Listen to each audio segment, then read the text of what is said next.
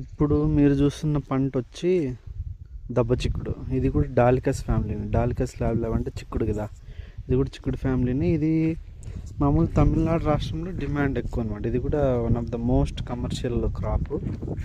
So ఇది ఇంకా 15 లేదా 16 రోజుల వయసు అంతే. ఇక్కడ చూస్తున్న పరికరం వచ్చి ఇది సాల్కు మధ్యలో గ్యాప్ ఉంటుంది కదా, సో ఇలా తీసుకొని పోతా ఉంటే మధ్యలో ఉన్న కలుపు మొత్తం తీసేస్తుంది ఇది. సో దీనివల్ల ఏంటంటే చాలామంది కూలోళ్ళు అవసరం అనేది ఉండదన్నమాట.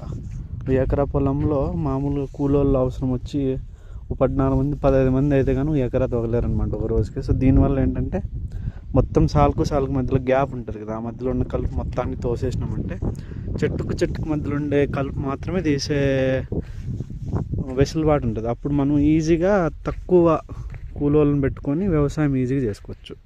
నెక్స్ట్ అప్కమింగ్ వీడియోలో నెక్స్ట్ చూపిస్తా పూత దశ పిండి దశ ఎలా ఉంటుందో. Thank you, bye and subscribe to the Devan shorts 24.